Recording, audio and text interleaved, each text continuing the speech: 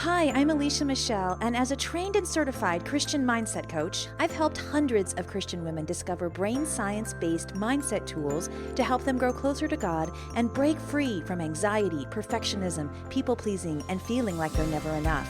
The Christian Mindset Coach is the award-winning podcast that shows you how to use simple brain science principles and biblical truth to renew your mind for lasting confidence, joy, and peace. I'm so glad you're here. Grab a cozy spot and let's get started. Hello there. Welcome to today's episode of the Christian Mindset Coach with me, Alicia Paschall. In my book, Emotional Confidence, acknowledging our emotions is the A in the three-step process that I teach called ADD. And I talk about this because we must learn how to see what we're feeling as valid before we process the emotion. That's just the first part of it. But sometimes there's an additional step that we need to take because feeling and identifying our feelings don't come naturally. I have a membership group called the Emotional Confidence Club where we take what we were talking about in the book and we apply it in these experimental kind of ways. Like, what happens if I begin to use ADD in my life in this relationship or just different ways? And one of the first steps that we talk about, we kind of break down what's in the book into a roadmap. One of those first steps is learning to notice and name emotions because for many of us, don't have the words. We don't have the vocabulary to put into what we're trying to say and how we're experiencing that. There's so many different nuances. And as we're going to explore in today's conversation, the solution or the way to work through the emotion that is for one aspect of an emotion versus another one is radically different. It's really important to be able to have the skill of noticing and naming. And that's why I really love this conversation today with my friend Anjuli Paschall, because she's written a book called Feel. It's a collection of liturgies offering hope for every complicated emotion. And we had said this, she and I are friends in real life. We had said this when she heard about my book coming out, that these books really are like sister companions, really, honestly. She had said, if they were friends in real life, they would be holding hands. I'm like, that's exactly it, because what she's offering here is exactly what we were just saying, that she gives words to the emotions that we're feeling. And to be able to name what we're feeling in our body, what that looks like, to respond back to the Lord through that. Well, it's an example, right? Not everybody's going to have that exact feeling and respond that exact way. But sometimes it's so much easier to see and has somebody else is describing it, that what we're feeling is exactly this and not that. And this is a way to feel more seen and heard and acknowledged as part of this process. So it's just a very tangible, practical resource. And I wanted to have her on to talk about that and how it is this part of an emotional management system. It really fits beautifully into what we talk about in my book, Emotional Confidence. And it's a great resource. Let me tell you a little bit about Anjuli. She is the author of Stay and of Awake. She grew up encircled by an orange grove in San Diego. I love that. And after graduating from Point Loma Nazarene University, she earned her master's in spiritual formation and soul care from Talbot Seminary. She lives in Southern California with her husband, Sam, and her 5 children. She's the founder of the retreat ministry, Sojourn and Sage, and you can find her every day on Instagram at lovealways.anjuli and at your.daily.liturgy. So Anjuli is a wonderful woman, and as you'll hear from this conversation, she is very good at speaking what maybe we don't know how to verbalize. So without saying any more, here is that conversation with Anjuli. Hey, Anjuli, welcome to the podcast today. Hi, it's so great to be here with you. I know we kind of just had coffee just the other day in real life because we're kind of in neighbor towns, but We are. It's so Yeah, fun. here I we know. go. And like our first interaction was in real life. It was at a church event. Yep. So I know. I love that. We were just talking about how the gift of having other author friends, people who kind of work in this space. And it's very rare to be able to have a friend like that who actually lives in the same town or at least fairly close by. So Yeah. yeah, I love it. I love that we have that Love it. connection and that we have this connection that we're both passionate about emotions and feelings and all those things, right? Which we're going to be Yes. talking about today. So let's start first. You have this great book that you've written. Tell us more about your story of working through emotions, what caused you to put this book together, kind of how it all came together for you. Sure. So I grew up in a home where emotions were not at all integrated into the family life, which I think is actually more common than we realize that Yeah. it's really about mental health. And when I say mental health, I mean like academic, like how are you doing with your school and are you getting good grades? And physical life. And I grew up in a Christian home, so there was spiritual health and care. But the emotional piece was very minimal. And not only minimal, but almost the opposite of like not encouraged, but discouraged, especially what we would call negative emotions, right? Oh, yeah, be happy, be encouraging, be creative, but don't be angry, sad, discouraged, any of those things. Those are, bad. And so I grew up in a home that was fairly loving, but the emotions were never talked about. And that'll catch up with you when you don't deal with your heart and you kind of just stuff things under the rug. For about 20 some years, I did that until it was like I couldn't, the rug was bulging so much It was a that, bumpy rug. yeah, the bumpy rug, it was unavoidable. And I would say the life changing turn for me was probably in my mid 20s when I went on a 3-week isolated retreat. So the whole intention was like, go live in a cabin and it's time to deal with your feelings. And so the encouragement, and it was terrifying, was everything you've been stuffing under that rug, we're going to deal with it. And so for those 3 weeks, those 21 days was really dealing with my anger, dealing with anxiety, dealing with sorrow and sadness. And I came to find out that, wow, those are not the enemy. Those are not the thing to push under the rug, but those are a gift. Mm. They're a gift. It really draws us closer to God. And so that was in my mid 20s. And so since then, it's really been this journey of integrating and welcoming and being hospitable to feelings that are pestering and annoying and hard to see and feel. Mm. And I think it led me right up to COVID, which put a huge pause on everything in life. And I remember just walking one night with my husband and thinking like, I am feeling so many things. Like they're all kind of just colliding. And I just wish I had a resource that would help me name how I feel and give me words to pray. And he was like, well, why don't you write that book? I was like, okay.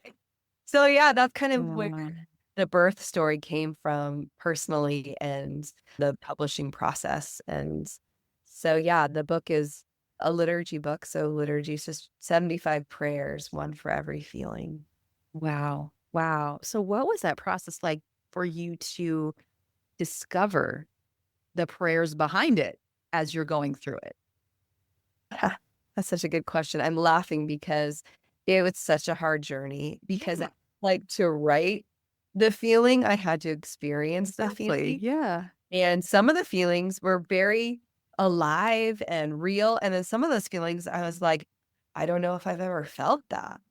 And so really trying to dig deep in the story of like, okay, betrayal. Mm. How do I write a prayer about betrayal when that's not something that has like I'm grateful for, but has not been a significant part of my story.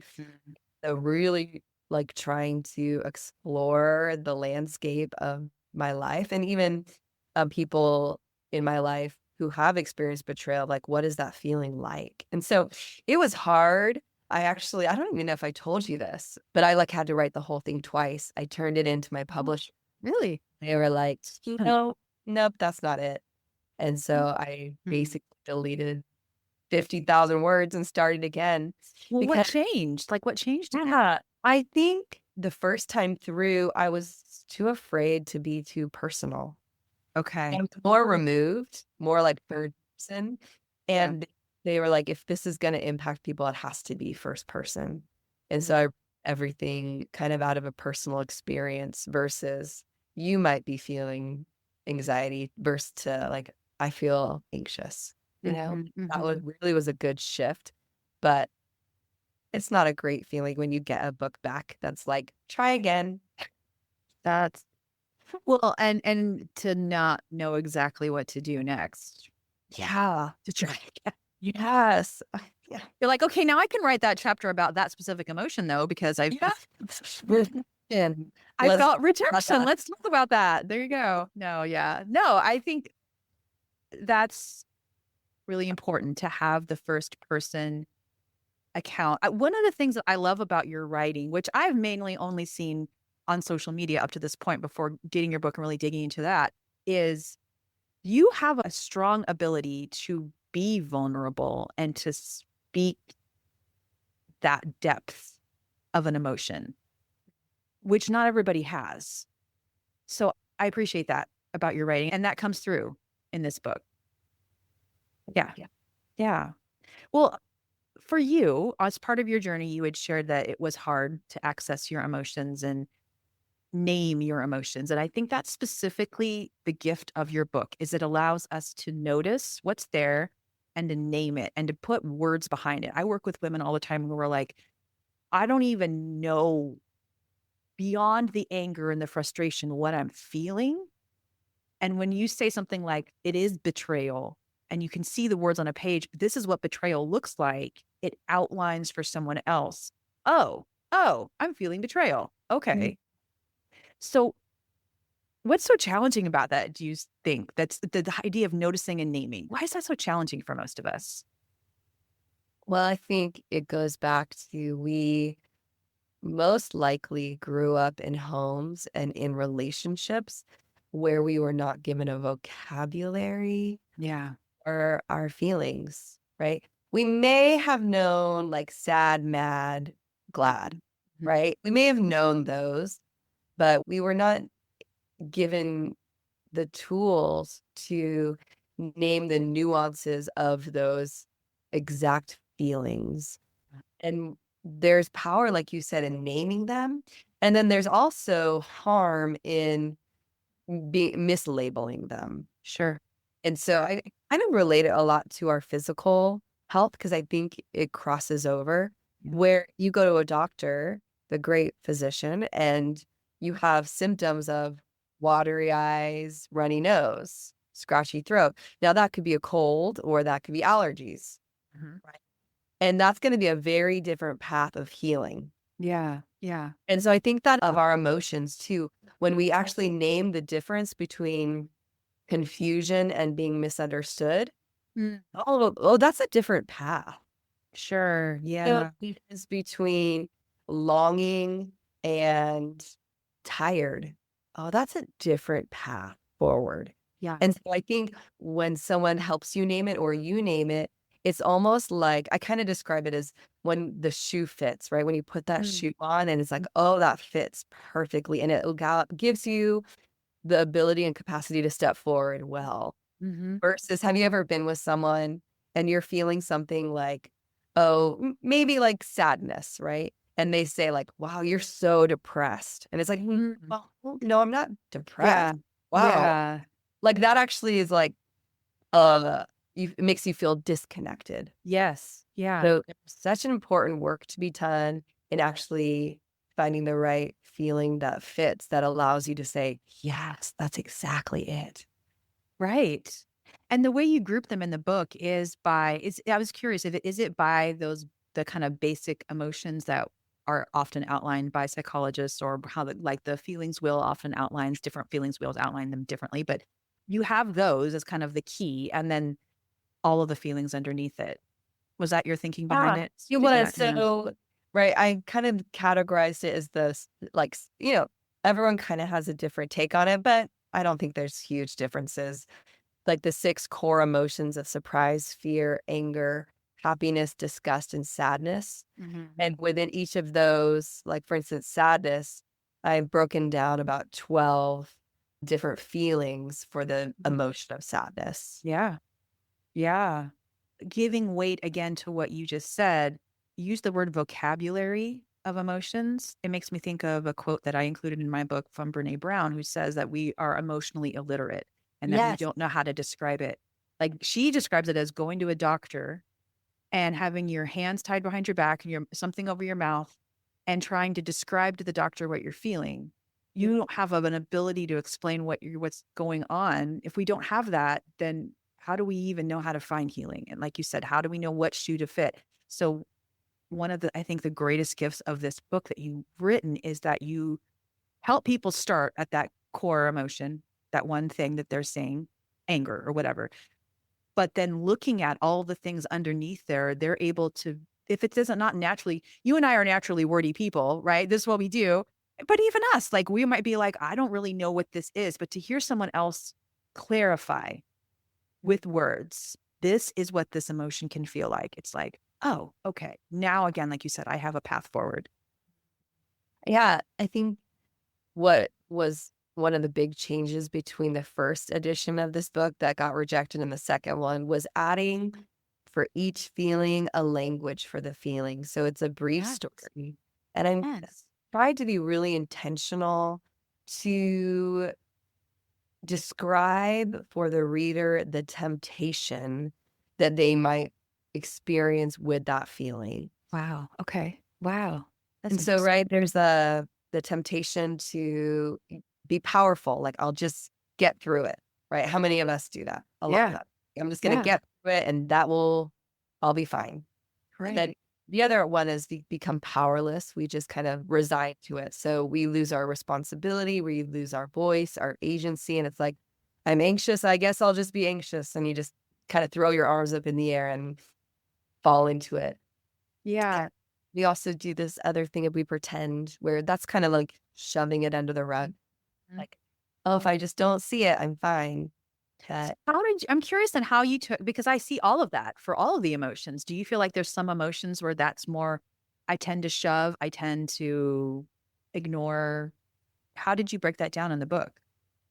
Yeah, I kind of did my best to describe what that would look like as like if I'm feeling worried and I'm tempted to just fall prey to it and let worry consume me.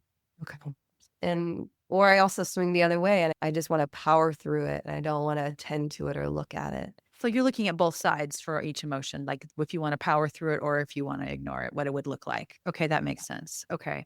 So that's great to kind of get this conversation going of how you structure the book, because each section in the book focuses on a different emotion, like a key one, and then it breaks it down to other emotions that you would like a better description, a more detailed description of that emotion.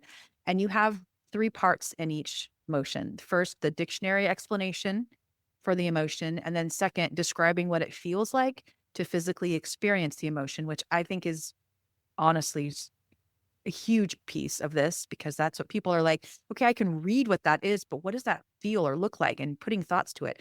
And then third, offering a prayer up to God as we acknowledge the emotion and a scripture to meditate on. So how did you develop this process, and how do you hope readers use that as a tool as they're going through it?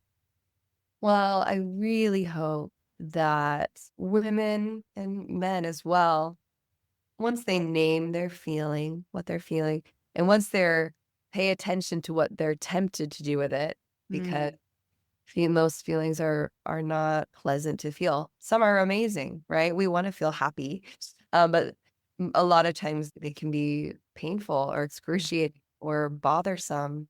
And so my hope is identifying those places of temptation and inviting them into another path of like, what would it be like for you to open your heart to God in prayer? And it's not that different from the Psalms, right, Alicia? Right. Yeah. That is exactly what David is doing. Yes. Crying out to God in the honesty of his heart. And a lot of times, like, wow, that's a great, not if, the primary way to move through these feelings, not to fix them, resolve them, or have an immediate change. Like, that's not the end goal. But the hope is they experience the love of God Yeah. in exactly where they're at and how they feel. Mm. The word temptation, that's a really interesting word that I think being tempted, emotions do tempt us in ways that we don't normally get tempted. I've heard many women, and I can agree with this, that they never really saw themselves as having an issue with anger until they had kids. Yeah, yeah, yeah. Right? Like we were like, I thought I was fine with this. And then it's like, whoa, what is that about? So the idea of, again, this is radiated in my book too. Like we're not here to just fix it. We're in such a fix it kind of a culture, but to say like, where am I tempted to not follow God in this? And where is God in this? Where is God? How is he showing up? How can I lean on him, ask for his help, let him guide me out of it? Guide me through the process. Doesn't have to be out of it right now, instant pill we're going to take. So, Well, I think even though if we like really move into what the real temptation is, it's a temptation we all have to live in autonomy, to live, yes. make our lives work on our own, because we are inclined to turn inward. That's just our natural bent as humans. And these feelings become this invitation not only to open up to God, but like, hey, open up to others. Like that's vulnerability. That's where true connection comes from. And so, yeah, I think the real temptation is to live a life apart from God. Amen. And ultimately, a lot of our actions, if we're not careful, can be, I think that's the issue behind control. Like we want perfect control so that we don't have to rely on anyone but ourselves. Yeah. We don't have to trust God. We know exactly what's going to happen. We're good. Like there's no uncertainty. Our Yeah. brains are wired to move away from uncertainty. Yeah. So if we can have that, and as bad as it sounds, to write God out of it, then we're happy because that we're good. So it does seem counteractive to like lean into that pain, but Yeah. that is where God meets us. That is where we have to realize we are not able to manage all of this. There is that missing piece that we have to stop running from trying to make it all be in control and figured out. There's going to be empty spaces that we don't have answers for. Yep. Yeah. And emotion reminds us of that.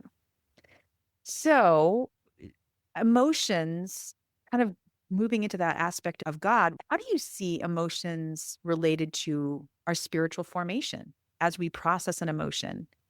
How does that help with building our relationship with God or even tearing it down? Yeah. Well, I think when I answer that, it's like the easiest way for me and for others, I think, to understand it is human relationship. And I recall or invite even others to consider the places and times in your life where you have been most connected to somebody else. Yeah. And I'm willing to bet it's because you experienced a shared feeling where one of you was in grief and they sat beside you on the bathroom floor. When you were walking off of the stage after getting a diploma and you like hugged your roommate. When, like you experienced disappointment and the person beside you said, yeah, me too. It's like the greatest places of connection are through those shared feelings. And I would say that is the same with the Lord, that when you are honest, like honesty is the number one discipline here. When you're honest about the true condition of your heart, it actually leads to the greatest connection you could ever have with God. Wow. Yeah. And a God who is not far and above and far away, but a God who also himself experienced the same feeling when Yeah. he walked among us and dwelt among us. And so that is, when you think about spiritual formation, I think of depth of intimacy.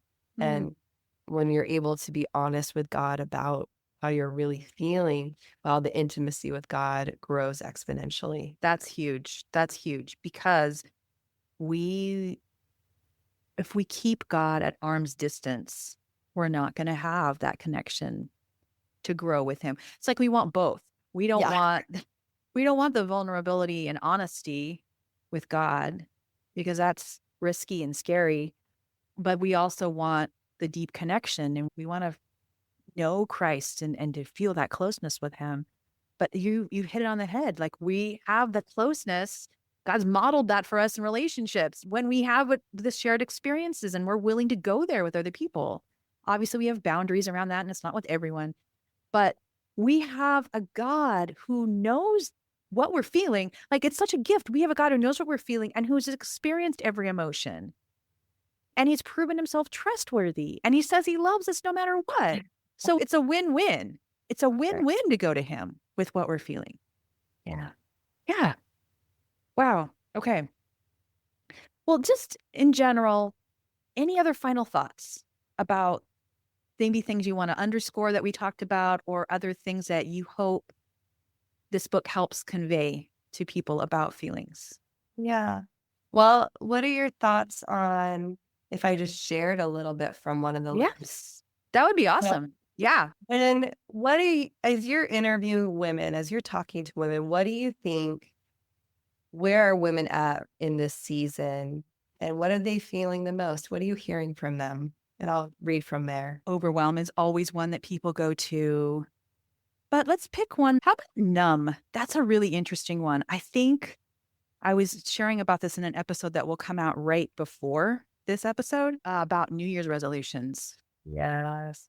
And I think Yeah. we really need to go inward before we can, whatever. There's a whole conversation about that. But a lot of people start to feel much like time they do we have? starting to stop. Yeah, right. I'll Numb. just the whole thing. I'll just read little parts from it. Numb's a good one because people kind of get numb this time of year. Yep, I agree. I wonder if this time of year, a lot of women are feeling numb, right? It's like after the holidays, Yes. you're drained, you're exhausted, you're overwhelmed, and something in our hearts can kind of click out, Yeah. disconnect. And really, that is when you don't even know how you feel, the first thing that comes to my mind is like, oh, you feel numb. And so numb is actually under the emotion of anger. So I'm just going to read a little bit out of that and Okay. hopefully bless some women who might be listening.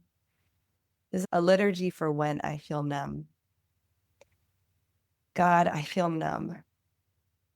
I allow myself to feel what I feel and I open my heart to you. I have slid a lid over my heart as a way to survive. This place of not feeling seems safe. And there's a part of me that intentionally puts up a stop sign when my emotions start to peek through. You see me trying to protect my heart.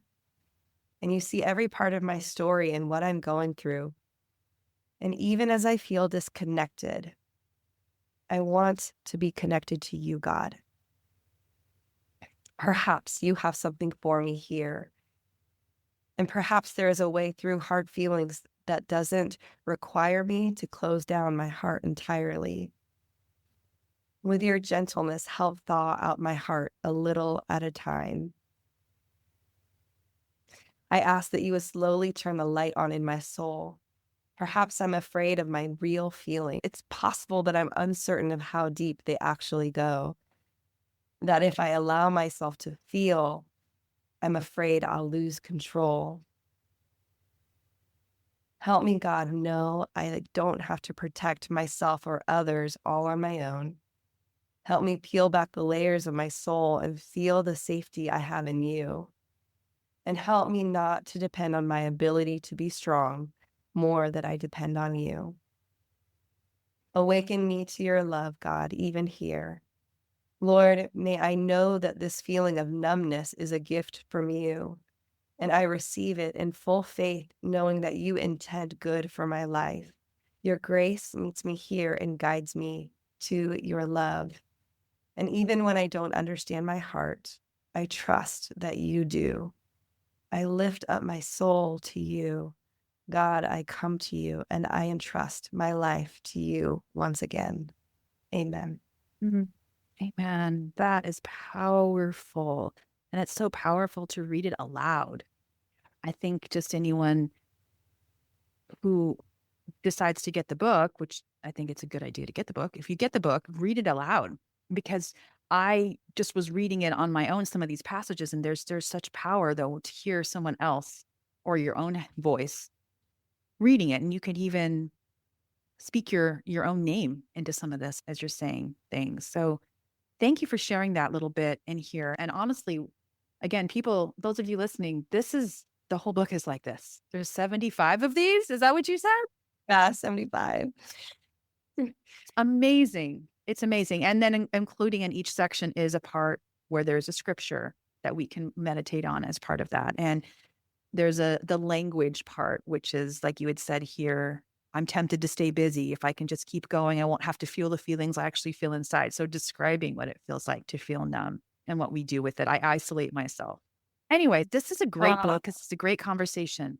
It's a great conversation. I think it's a great accompaniment to what we talk about all the time on the podcast and to what we talk about in emotional confidence. So thank you so much for being here with us today. Tell the ladies how we can get in contact with you. Sure, I would love to connect. I'm on social media, lovealways.anjuli. I have a website, anjulipaschall.com, where I kind of just share my other books and some courses that I offer. But I love to connect, so please reach out. Yeah, awesome. Awesome. Well, thank you again, Anjuli, for being here with us. I loved that she shared part of this liturgy and devotional with us here on the podcast. I wasn't expecting her to do that. I didn't know we were going to do that, but I feel like it was a great example of what's in the book and kind of a great way to tie up our conversation as to what we were talking about, that we can have these very complicated and difficult emotions and we can bring them all to God. As I've said before, the best part about this book is that it really can help us delineate the different aspects of what type of emotion we're feeling within a larger context of an emotion. And it can give us new discoveries into what we're feeling because we can think, okay, I feel like this. But then as she's describing it, you're like, wow, yes. Almost like a friend when you share something with a friend and like, you've had a shared experience where you're like, how you had this happen. And you're like, yes, that's exactly what happened. And I felt this too. And you're like, wow, I feel that. I just didn't even know I felt that. So that's why this gift is a book. And I do feel like this book, which is called Feel, that book and my book, Emotional Confidence, really are a great partnership. So I would encourage you to check out her book. Again, it is called Feel, a collection of liturgies offering hope for every complicated emotion. You can get it anywhere books are sold. And to connect with her on Instagram or any other places on social, she is a wonderful, warm woman, and she continues to share a lot of that vulnerability, and you can tell that depth of emotions on her posts every day. So check that out. And again, if you want to keep having these conversations in a deeper way with me, I would love to help you. I am here offering these podcasts as an opportunity to help you begin to open this door to understanding yourself better in terms of your emotions. I'm here as a resource, and I'm happy to offer this resource to you, this podcast, as a helpful thing.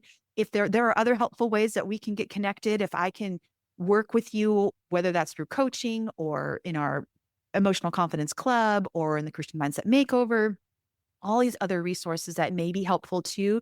Or if I just want to connect with you and say, where are you at? Like, what are the things you're walking through and what's a plan that you might do as a next step to get to where you want to go?